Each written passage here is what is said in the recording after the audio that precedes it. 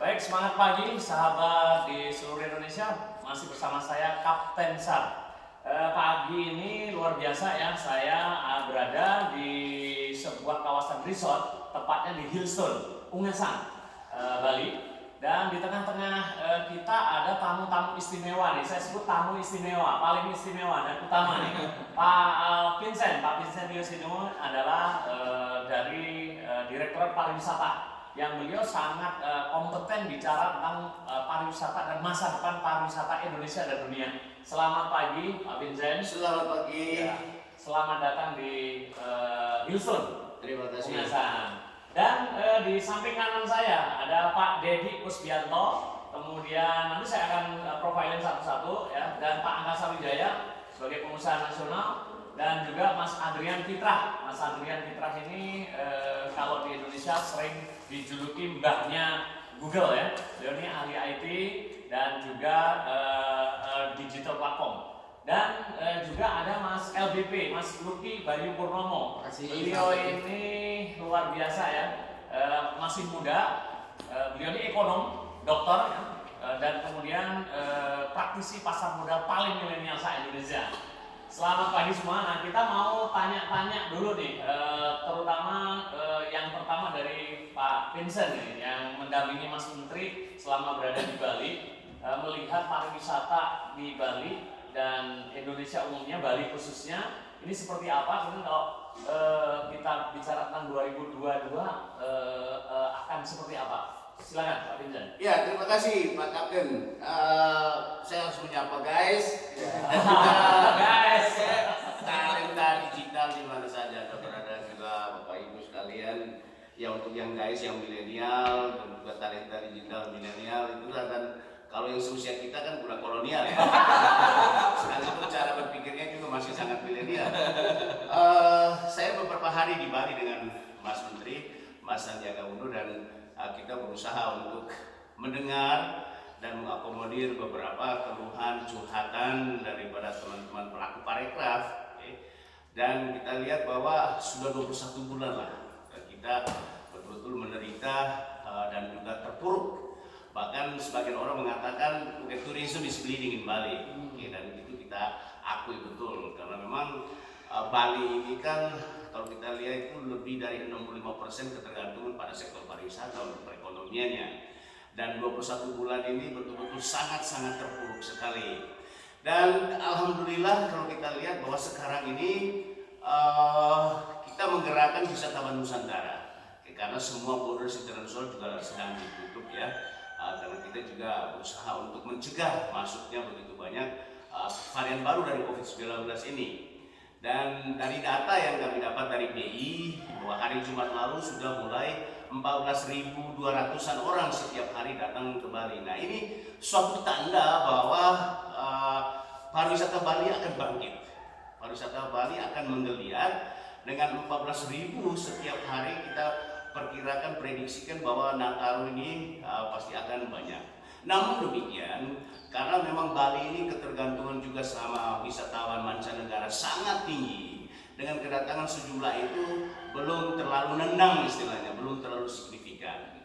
Tapi suatu hal yang pasti bahwa begitu kita tetap disiplin dengan protokol kesehatan dan juga dengan berbagai kebijakan dari pemerintah, kita akan yakin bahwa 2022 itu adalah suatu peluang yang besar.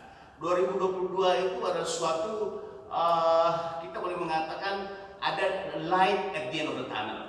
Mengapa? Karena di depan kita 2022 ada perhelatan besar. Kayak nanti ada forum dunia yang berbicara tentang bencana alam dari BNPB. Terus nanti kita juga akan menjadi tuan rumah untuk G20, di mana Bapak Presiden Jokowi sebagai presidennya untuk G20, dan ini memberikan kebanggaan tersendiri bagi kita, dan semua negara yang terlibat dalam G20 juga akan datang ke Bali untuk ikut pada meeting itu. Dan di tanggal 27 September kita juga akan menjadi tuan rumah untuk World Tourism Day. Ini artinya apa? Ini artinya 2022 ini adalah suatu tahun yang sebenarnya kita bisa panen. Kita bisa panen. Oke, kalau sekarang kita fokus di domestik, tetapi 2022 ada suatu harapan bahwa kita akan menerima tamu-tamu wisatawan mancanegara seperti biasa lagi. Tetapi kuncinya adalah bagaimana kita mendisiplinkan diri untuk tetap patuh dengan protokol-protokol kesehatan. Nah, terkait dengan bisnis akomodasi, bisnis perhotelan, guys, saya kan berada di suatu lokasi Hilton yang sebentar lagi akan disebut sebagai Royal Hilton. Ini suatu lokasi yang sangat premium. Saya bertemu dengan Pak Angkasa ini beberapa tahun lalu, dan kita masih berbicara dalam tataran konvensional yang tradisional. Tetapi dalam waktu yang begitu singkat, ada pemikiran-pemikiran yang saya katakan tadi, bahwa pemikiran ini adalah pemikiran yang Out the box. bukan lagi out of the box. Ada suatu konsep bagaimana menghidupkan sektor pariwisata ini, tapi dengan cara-cara terobosan yang sangat inovatif. Dan saya yakin bahwa Royal Hilton ini akan menjadi booming, akan jadi booming ke depannya. Mengapa? Karena cara-cara yang dipakai adalah bukan cara-cara yang biasa. Maka benarlah kalau orang mengatakan bahwa kalau ingin mencapai hasil yang luar biasa, pakailah cara yang tidak biasa. Nah, itu dilakukan oleh Pak Angkasa ini bersama tim-tim talenta mudanya yang luar biasa. Nah, saya yakin sekali lagi bahwa outlook pariwisata ke depannya mulai 2022 dan onward, saya sangat optimis bahwa pariwisata ini akan booming. Dan satu hal yang pasti yang perlu catatan kita, guys, ini kita harus berbangga dengan Bapak Presiden kita, Bapak Jokowi. Mengapa? Karena beliau baru saja dinobatkan, mendapat penghargaan dari dunia sebagai tokoh pariwisata dunia. Oh. Dan biasanya ukurannya kan kalau kita berhasil mendatangkan tamu begitu banyak, ini tidak. Mengapa jadi tokoh pariwisata dunia yang hebat? Karena beliau berhasil mengendalikan COVID-19. Nah, kita sebagai masyarakat itu harus mematuhi protokol kesehatan, sehingga nanti ke depannya betul-betul kita akan bangkit kembali dari keterpurukan dan bangkit di masa sulit, menang melawan COVID. Terima kasih, Pak Vincent.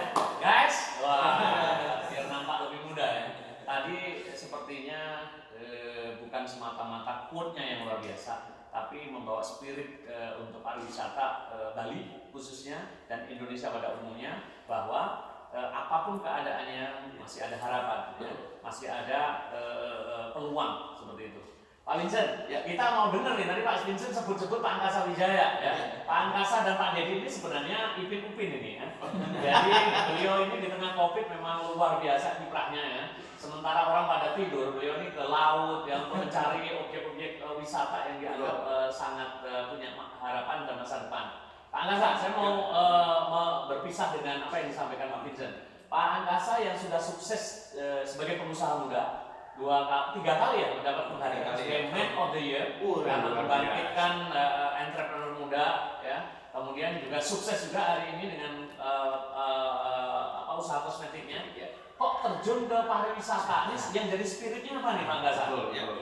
Jadi kalau kita ketahui ya, Indonesia itu sangat indah sekali. Kalau kita bandingkan dengan luar negeri, kita tidak kalah. Nah, tugas kita sebagai pengusaha, ini kan sebuah kue yang sangat indah sekali buat kita raih. Daripada kita menggarap dunia, kita bepergian, kenapa kita tidak fokus saja bagaimana mengelola pariwisata di Indonesia yang sangat keren ini, kita jadikan sesuatu yang istimewa. Akhirnya apa? Harapan kita, Indonesia menjadi pariwisata primadona dunia. Dan hari ini kita mengambil sebuah villa di Bali dengan luas kurang lebih sekitar 8 hektar. Kenapa di Bali? Kita sudah tahu, dunia sudah sangat kenal Bali menjadi pariwisata yang sangat indah. Sehingga harapan kami sebagai pengusaha ketika kita meng-create pariwisata di Bali ini akan menjadi the best, terbaik, dan akan menjadi kue yang sangat indah sehingga bisa membantu negara untuk menghasilkan devisa. Seperti itu. Luar biasa. Boleh aplaus? Ya. Nah, Pak Angkasa sudah menjelaskan panjang lebar spirit kenapa beliau terjun ke pariwisata, ya, masa depan tadi yang disampaikan oleh Pak Vincent, ya, ada harapan besar. Betul sekali. Outlooknya seperti itu. Nah, kita akan lihat ada logo ini, Blockchain Island. Nah, ini more than just a cryptocurrency. Ini tadi yang disampaikan Pak Vincent bahwa kalau memulai mau sesuatu yang luar biasa, janganlah membuat hal yang biasa-biasa. Akhirnya cara yang tidak biasa. Ya, without the box. Iya. Nah, kita mau tanya nih Pak Dedi, Ya. bagaimana nih Pak Dedi dan Pak Angasa yang sudah sukses ya mengakuisisi sebuah kawasan di Kapanglingga 73 hektar, kemudian Hillstone 8 hektar lengkap dengan vilanya. Spiritnya seperti apa? Blockchain itu apa dan bagaimana nih kita bicara tentang masa depan pariwisata dengan blockchain? Silakan. Baik Kapten. Untuk ke depan kita akan mungkin lepas dari dunia digital. Otomatis kita akan selalu bersinggungan. Perkembangan digital luar biasa sekali. Termasuk kita akan mendukung dunia sektor wisata, pariwisata di Indonesia. Kita mempunyai sebuah token,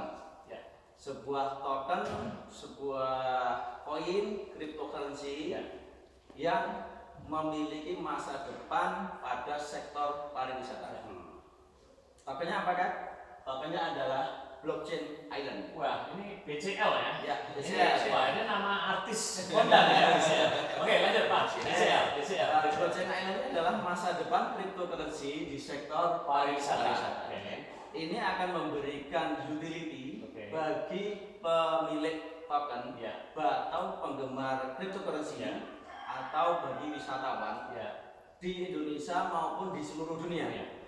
Dengan hanya menyimpan Blockchain Island (BCL) sejumlah tertentu akan mendapatkan utility gratis menginap di Hillstone atau di Kapanglingga sebagai pilot project awal ya. Nantinya bisa dipakai untuk dimanapun berada nantinya. Ya, kedepannya utility ini akan kita berikan kesempatan bagi seluruh hotel di Indonesia maupun di dunia untuk bisa menerima utility kita. Secara otomatis ke depannya ini akan memiliki sebuah peluang yang sangat bagus bagi pemilik sekarang. Untuk next project kita akan membuat blockchain sendiri yang akan kita gunakan untuk semua sektor pariwisata. Begitu kan? Luar biasa. Boleh bos. Yang kita kunci dari Pak Dedi adalah kita tidak mungkin saya meninggalkan digital karena ini eranya. Nah ini justru sebuah peluang besar di sektor pariwisata. Baik, di tengah kita Pak Vincent, yang sebelah kanan Pak Vincent ini muda, ini dokter nih, dokter fisika nuklir UI, ya kan? Tapi hobinya traveling nih. Jadi kalau tadi lihat mobil beliau lengkap dengan cabinnya, itu beliau bawa istri dan anak keliling Bali. Gitu. Nah di sini saya mau tanya kepakaran beliau. Walaupun beliau dokternya fisika nuklir, tapi ahlinya beliau adalah di platform digital, teknologi. Nah, kita mau tanya nih Mas Adrian nih, gimana melihat fenomena digital, kemudian juga teknologi yang erat kaitannya dengan pariwisata, terutama yang Mas Adrian sekarang ini berada di Hillstone. Silakan Mas Adrian. Terima kasih Kapten, Pak Vincent. Jadi kalau saya pribadi, outlooknya untuk teknologi itu ke depan itu yang pertama adalah semua itu ada di handphone ya. Gitu, kita mau nyimpen uang, mau apalagi investasi sekarang kan kita lihat aplikasi-aplikasi untuk di saham kayak gitu kan, mungkin Mas Luki bibit apa segala macam tuh dari di sini kan. Mau booking hotel dari sini, mau mobil, motor kayak gitu kan, ada Gojek, ada Grab kayak gitu kan, itu kan semua ada di handphone lah, di genggaman kayak gitu. Maka dari itu banyak yang belum melakukan dan malah kita bisa dibilang yang pertama ya Kapten ya, dari Pak Angkasa, Pak Dedi gitu kan, membuat sebuah terobosan baru yang without the box kalau kata Pak yang dimana mungkin Pak mohon izin udah banyak yang memikirkan kayak gitu kan, udah banyak yang memiliki ide cuman belum ada yang memulai.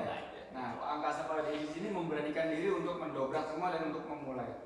Kayak gitu kan Pak, karena untuk memulai itu ya butuh waktu, usaha, terus butuh modal juga kayak gitu kan, dan nggak kecil kayak gitu. Nah itu maka dari itu menurut saya ini merupakan proyek yang luar biasa ya, yang kedepannya yang seperti saya tadi sudah sampaikan bahwa nanti kedepannya bisa jadi hotel-hotel besar atau hampir semua sektor pariwisata ketergantungan ke kita.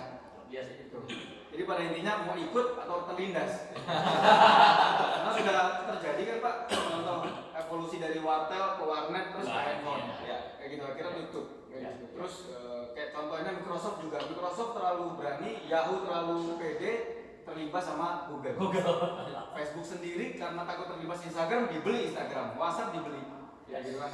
Maka dari itu ya kita ini ingin membuat sebuah ekosistem, sebuah terobosan yang di luar box tadi dengan harapan nanti ya seluruh pariwisata kalau mau ayo kita join kayak gitu, join ke kita nanti ya udah semua infrastruktur kita siapkan Pak, jalannya kita siapkan, lampunya listriknya monggo yang lain udah tinggal isi tempatnya aja. Itu dari saya paling kan. Terima kasih. Baik, Pak Kapten, saya ingin menanggapi sedikit tadi. Ya, Kan boleh Pak. betul-betul Mas Adrian ini kan bukan sekedar ahli digital, ahli IT. Saya melihat beliau ini kan IQ-nya di atas rata-rata semua. Oh ya. Genius lah. Karena apa? Ada suatu hal yang saya tangkap dari beliau bahwa kita itu memang istilahnya if you are not online, you are not on business. Yes.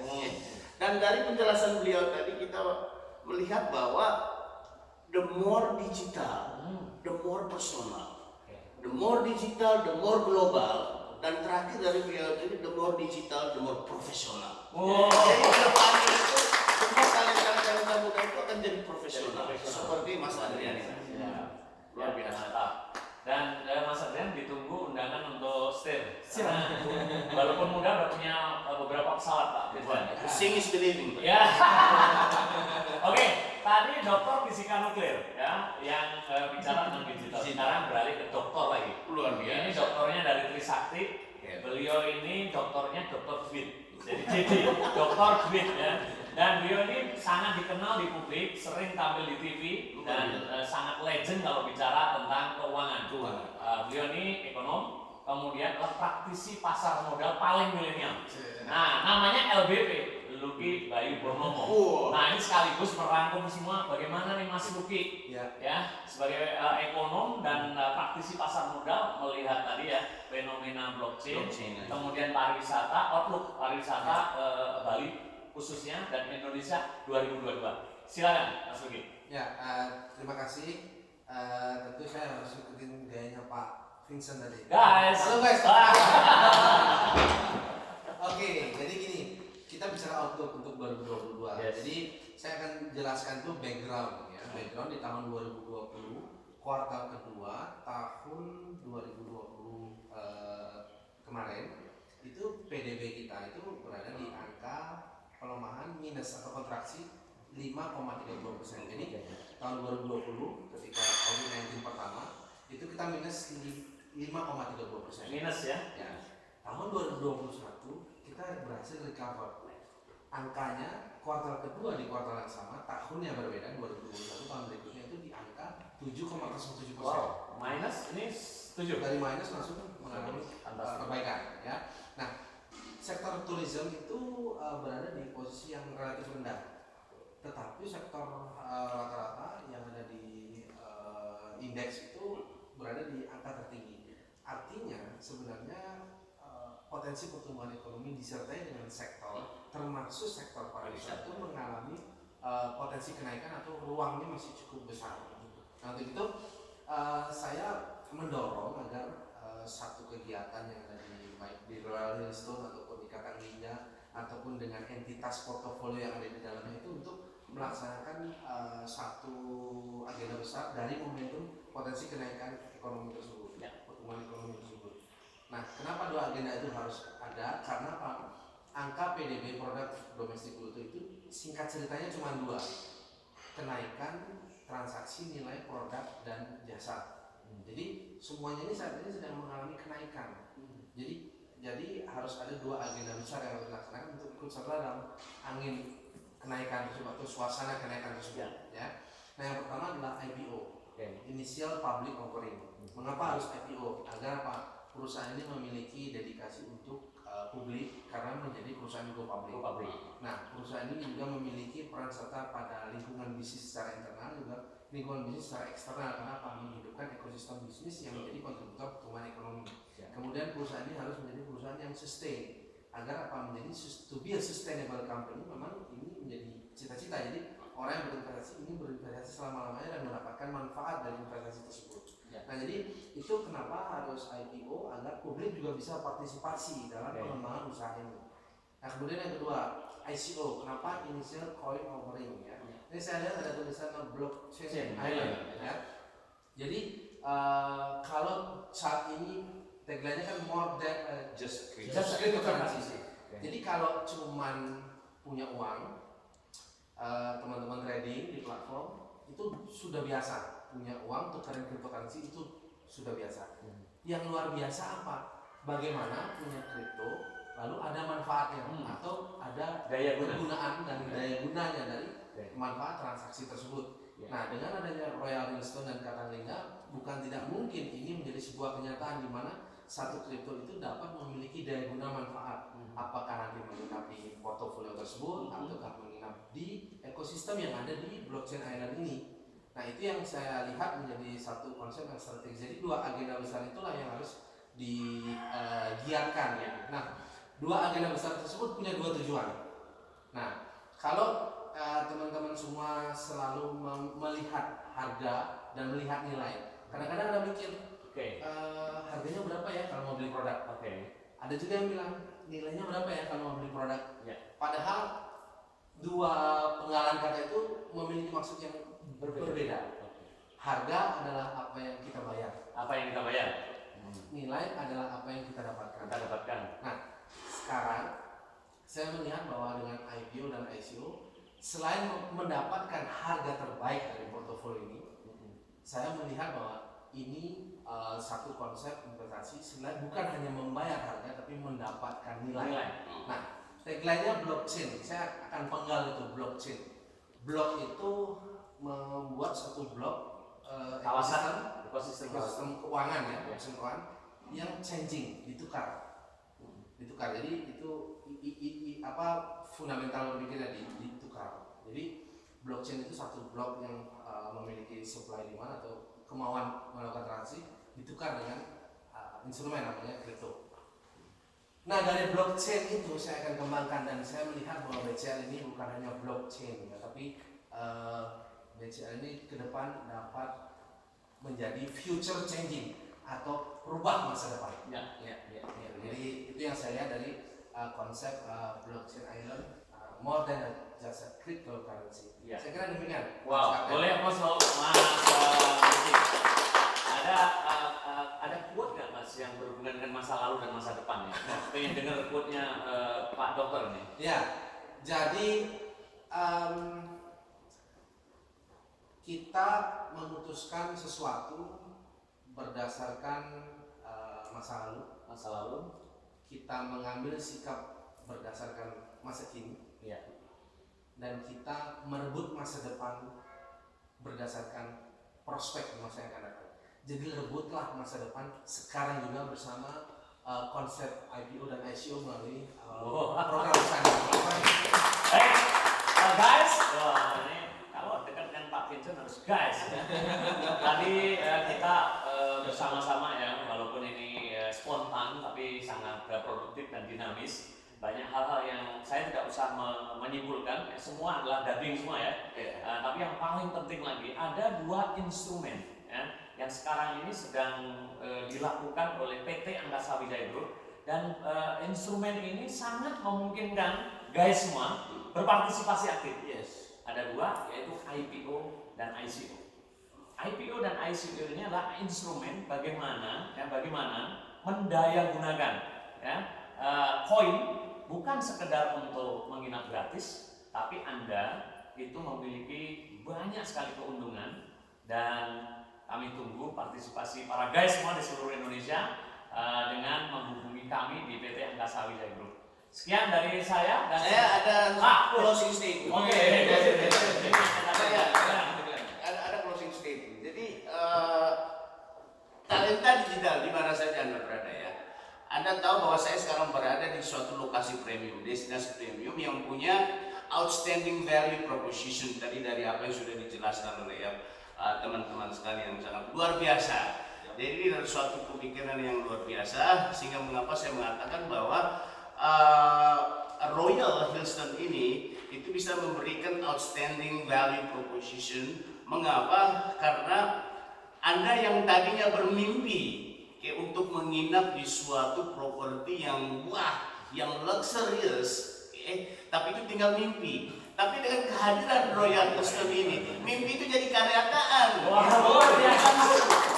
Karena itu ada satu pesan saya bahwa mengapa memang kita harus betul-betul menikmati dan juga mengikuti ini, karena apa? Ini suatu destinasi yang betul-betul sudah menerapkan prinsip-prinsip sustainability, prinsip-prinsip keberlanjutan yang bukan saja dari aspek environment, tetapi juga dari aspek budaya, sosial, dan ekonomi. Dan saya sudah mendengarkan penjelasan tadi bahwa ke depan ini ada suatu gagasan yang bisa melibatkan engagement masyarakat sekitar. Nah, ini suatu value yang luar biasa bagi kemanusiaan. Jadi bergabunglah bersama Royal Custom.